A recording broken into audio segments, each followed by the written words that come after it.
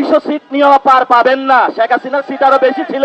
এই সরকারকে আমরা লাল কার্ড দেখাতে আস্তে আস্তে ফিল্ডে নামছি। ভবিষ্যতে জনগণের দৌড়ানি তারা খাবে। মাননীয় প্রধানমন্ত্রী, ইন্ডিয়াতে যদি আন্দোলন করাতে পারি, এখানে কিন্তু 1 মিনিটও লাগবে না আপনাকে ফেলাতে। আপনারা প্রস্তুতি নেন, আমাদের কাছে সময় খুবই কম। এভাবে আমরা 5 আগস্টে বৈষম্য বিরোধী ছাত্র আন্দোলনের ব্যানারে একত্রিত হয়ে ওই শেখ হাসিনাকে মস্তক থেকে টেনে নামিয়েছিলাম। আমরা কিন্তু আপনাদের বর্তমান সরকার দলকে টেনে নামাতে বাধ্য হব। যেভাবে এনসিপি এবং জামায়াত ইসলাম বিএনপির বিপক্ষে লেগে গেছে, একের পর এক বিস্ফোরণ বক্তব্য দিয়ে যাচ্ছে। আপনারা দেখলেন ভিডিওর প্রথমেই নাসিরউদ্দিন পাটোয়ারী সরকারকে লাল কার্ড দেখানোর হুঁশিয়ারি দিলেন। অন্যদিকে ব্যারিস্টার শাহেরুল কবির বললেন, আমরা ভারতেও যেভাবে আন্দোলন চালিয়েছি, আমরা এই দেশেও আবার আন্দোলন চালিয়ে যাবো, এই সরকারকে মাঠে নামাই দিব, ফেলতে বেশিক্ষণ সময় লাগবে না। হ্যাঁ, তাহলে কথা হচ্ছে, শেখ হাসিনা যাওয়া হয়ে গেছে, বিএনপি হিসেবে যাবে নাকি বিএনপি তার সে শক্তিবান হয়ে তাদের পাশে ভরে দেবে? যেরকম এনসিপি নেতা গতকালকে পাটোয়ারী এবং সাজিদকে গণদোলাই দিচ্ছে হবিগঞ্জে, তাতে কি বোঝা যায়? এখন সারা দেশে এখন কি মনে করেন, এনসিপির ডাকে মানুষ চলে আসবে, তাদের ডাকে সারা দিবে? যাবে, তারা যাবে, তাদের দল যাদের একটু পথ দিচ্ছে, যারা আমরা একটু উপরে উঠতে পারবো, সেরকম যারা আছে তারাই যাবে, এছাড়া একটা লোক যাবে না। আর 24শে জুলাই, আর এটা হলো 26শে জুলাই, ঠিক আছে? 24 কোথায় আর 26 পিছন অতীত হয়ে গেছেন। বর্তমান মানুষ অনেক কিছু শিক্ষা নিয়ে গেছে। এনসিপি এখন যেখানে যাবে সেখানে গণদোলাই খাবে, কথাটা একদম সত্য। আর সরকার বিরোধী গিয়ে কোনোভাবে কোনো কিছু করতে পারবে না এনসিপি এবং জামাত, কারণ তারা অনেক কিছু শিখে নিয়েছে শেখ হাসিনার কাছ থেকে। শেখ হাসিনা যাওয়া দেখেন 24শে জুলাই ছাত্রদেরকে পিটাইছে, গণহত্যা করছে, ঠিক তেমনই দেখেন গতকালকের ভিডিও হয়তো আপনারা দেখতে পাচ্ছেন। ওই ভিডিওর মধ্যে দেখেন কিভাবে এনসিপিদেরকে পিটাইছে। নাসিরউদ্দিন পাটোয়ারীর ভিডিওটা তার সম্ভবত দেখছেন, যারা না দেখেন পরবর্তী ভিডিও নিয়ে আসবে, দেখে নিন। তাহলে চলেন আমরা একের পর এক বিএনপিকে হুমকি দেওয়া, হুঁশিয়ারি দেওয়া, লাল কার্ড দেওয়া, পতন ঘটাই ফেলবে এরকম কিছু ভিডিও দেখে আসি। চলেন তাহলে। শুরু হয়ে গেল নতুন গন্ডগোল বাংলাদেশে। শেখ হাসিনা ফিরে আসার পরিস্থিতি তৈরি হতেই বাংলাদেশে তোলপাড়। তারেক রহমানের সরকার ফেলে দেওয়ার হুমকি। এবার বেশ চাপে তারেক রহমান। শুরু হয়ে গেল নতুন গন্ডগোল বাংলাদেশে। আপনাদেরকে বলেছিলাম শেখ হাসিনা ফিরে আসার পরিস্থিতি তৈরি হতেই বাংলাদেশে তোলপাড়। তারেক রহমানের সরকার ফেলে দেওয়ার হুমকি। জুলাই সনদ বাস্তবায়িত না হলে Tarique Rahman tata bye bye পরিস্থিতির মধ্যে চলে যাবেন। যে কোনো মুহূর্তে তারেক রহমানের সরকার ফেলে দেবো হুঙ্কার দিচ্ছে কারা? জামাতে ইসলামী শফিকুর রহমান। হুঙ্কার দিচ্ছে কে? এনসিপির নাহিদ ইসলাম। জুলাই গণ আন্দোলন, সেই জুলাই গণ আন্দোলনকে সামনে রেখে আবার হুমকি তারেক রহমানকে। জুলাই সনদ বাস্তবায়িত না হলে এই সরকার রেখে লাভ নেই। 11 দলীয় জোট এবার তারেক রহমান এবং তার সরকারকে বাংলাদেশ থেকে বিদায় জানানোর জন্য প্রস্তুতি নিতে শুরু করে দিয়েছে। সোজা বাংলা কথায় যাকে বলা যায়, এবার বেশ চাপে তারেক রহমান। একদিকে ডিসেম্বরে শেখ হাসিনা ফিরছেন, ঘোষণা দিয়েছেন। সেপ্টেম্বরে তারেক রহমান ভারত সফরে আসছেন ভারতকে ম্যানেজ করতে। এর মাঝে দেশের অভ্যন্তরে এবার গৃহযুদ্ধের আগুন। জামাতে ইসলামী শফিকুর রহমান বলছেন 18 কোটি মানুষকে আমরা ঠকাতে পারবো না।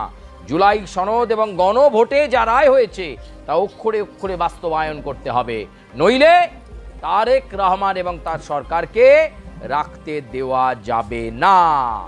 এমনিতেই রাষ্ট্রপতির পদ থেকে পদচ্যুতি হয়ে গেছে, ইস্তফা দিয়ে দিয়েছেন শাহাবুদ্দিন চুপ্পু।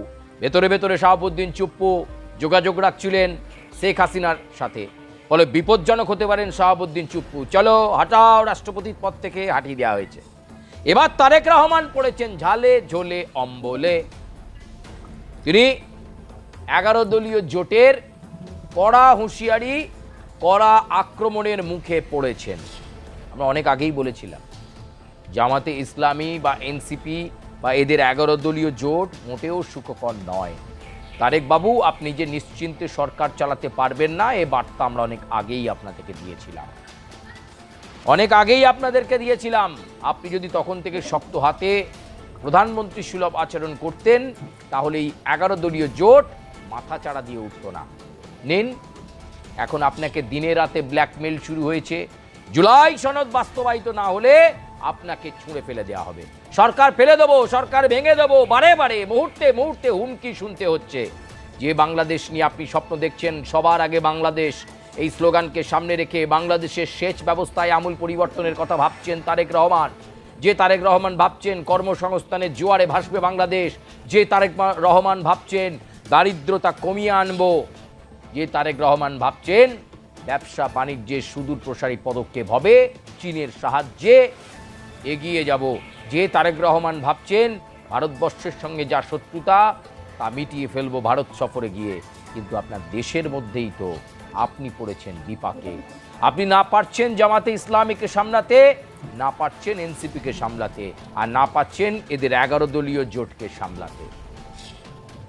বোধহয় আর আপনার বেশি দিন বাংলাদেশের মসনদে থাকা হচ্ছে না, সেদিকেই তো এগোচ্ছে।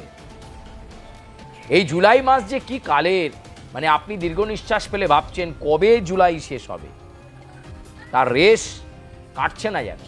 এমন পরিস্থিতিতে আবারও 11 দলীয় জোট ঘোষণা দিয়েছে যে সরকার ফেলে দাও, জুলাই সনদ বাস্তবায়িত না হলে সরকার ফেলে দাও। আবার কি তাহলে শেখ হাসিনার মতো পরিস্থিতি হবে আপনার? আবার কি বাংলাদেশ উত্তাল হবে ছাত্র আন্দোলনে? আবার কি আপনাকে সেনা হেলিকপ্টার করে কোথাও চলে যেতে হবে? তারেক বাবু, অনেক দিন পর আপনি দেশে ফিরেছিলেন, বীরের মতো ফিরেছিলেন, মানুষ আপনার প্রতি আস্থা রেখেছিল, বাংলাদেশের নাগরিক আপনার উপর আস্থা রেখেছিল, কিন্তু আজকে আপনি আবার বিপাকে। আপনার সিদ্ধান্তহীনতা, ভারতের সঙ্গে সম্পর্ক খারাপ করা, আর আপনার কথায় কথায় চীন দেখানো, এই সব করতে গিয়ে আপনার যেখানে দরকার ছিল কঠিন পদক্ষেপ নেওয়ার, কট্টরপন্থীদের বিরুদ্ধে, জামাতে ইসলামের বিরুদ্ধে, এনসিপির বিরুদ্ধে, আপনি সেখানে চুপ থেকেছেন। সংসদে গা গরম করা ভাষণ দিয়েছেন।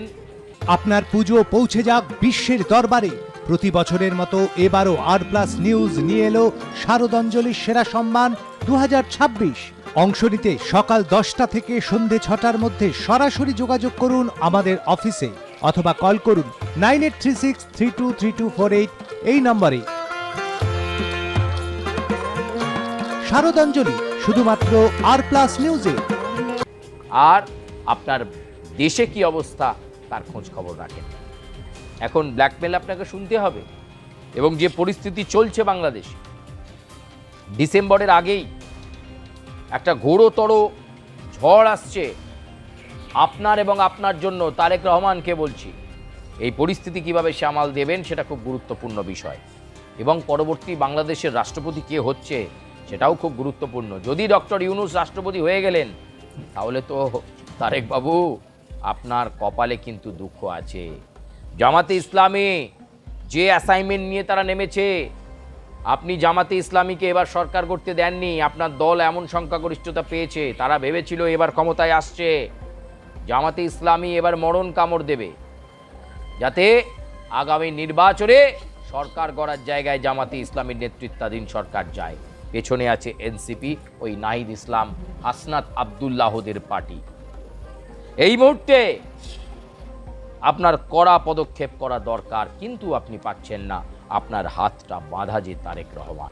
সেপ্টেম্বরে বাংলাদেশ থেকে আসবেন ভারতবর্ষে, সামিটে যোগ দেবেন, দ্বিপাক্ষিক বৈঠক করবেন, ভারতের মন গলানোর চেষ্টা করবেন, কিন্তু তার আগে বাংলাদেশের অন্দরে যে ভারত বিদ্বেষী কার্যকলাপ চলছে, যে ভারত বিদ্বেষী শক্তি আপনাকে হুঁশিয়ারি দিয়ে রাখছে, সেই শক্তিকে আগে থামান, তারপর তো ভারতবর্ষের সঙ্গে সম্পর্কটা আপনি ভালো করবেন দিল্লি সফরে এসে। আগামী 2 মাস আপনার জন্য অত্যন্ত তাৎপর্যপূর্ণ। দেখুন কি করতে পারেন। জামাতে ইসলামে, এনসিপি বা 11 দলীয় জোটের চাপ বাংলাদেশের নির্বাচিত প্রধানমন্ত্রী হিসাবে আপনি রাখতে পারেন কিনা। তারপর তো ডিসেম্বরে তারেক রহমান কিভাবে শেখ হাসিনার সঙ্গে লড়াই করবে বা আওয়ামী লীগের সঙ্গে লড়াই করবে সেটা খুব গুরুত্বপূর্ণ হবে। হাসিনা ফিরলে কিন্তু আওয়ামী লীগ অ্যাক্টিভ হবে, নিষেধাজ্ঞা উঠবে, আর সেদিন কিন্তু আপনার কপালে আরও দুঃখ আছে। ফলে সব মিলিয়ে সময় যত গড়াচ্ছে আপনার বিরুদ্ধে ষড়যন্ত্র তত গভীর হচ্ছে তারেক রহমান। আপনি চেষ্টা করলেও বাংলাদেশকে সেই অগ্রগতির, সেই উন্নতির শিখরে নিয়ে যেতে পারবেন না। সেই পরিস্থিতির দিকেই কিন্তু এগোচ্ছে এই মুহূর্তে বাংলাদেশ। প্রিয় দর্শক বন্ধু, আজকের মতো বাংলাদেশ সংক্রান্ত প্রতিবেদন এই পর্যন্তই। আপনাদের সঙ্গে আবার দেখা হচ্ছে বাংলাদেশের বিশিষ্ট বিষয় নিয়ে। তবে তারেক রহমান কি আর প্রধানমন্ত্রী থাকতে পারবেন না? বাংলাদেশের সরকার কি পড়ে যেতে পারে? জামাতে ইসলামী এবং এনসিপি নেতৃত্বাধীন জোট সেই সরকার কি ফেলে দেবে? আপনারা আপনাদের সুচিন্তিত মতামত জানাবেন। হ্যাঁ, সুপ্রিয় দর্শক মন্ডলী, ভিডিওতে আপনারা কি বুঝলেন? তাহলে এত আন্দোলন, এত সহিংসতা কেন দেশের মধ্যে? রাষ্ট্র কিভাবে চলে? চলে না। রাষ্ট্র চাই শান্তি শৃঙ্খলাভাবে চলো, দেশের অর্থনীতি বজায় রাখো। আর এই 2 দিন পর এভাবে আন্দোলন, মিছিল, সংগ্রাম করলে কি দেশ চলবে? দেশ তো অনেক নিচে নেমে পড়বে। হ্যাঁ দর্শক, আপনাদের মতামত কি অবশ্যই কমেন্টে জানিয়ে যান। আর আমার চ্যানেল যদি নতুন হয়ে থাকেন, আমার ভিডিও যদি ভালো লাগে তাহলে চ্যানেলটাকে সাবস্ক্রাইব করে রাখবেন। আজকের জন্য এখানেই, আল্লাহ হাফেজ। পরবর্তী আবার একটি ভাইরাল এবং গুরুত্বপূর্ণ নিউজ নিয়ে আবার হাজির হবো আপনাদের মাঝে।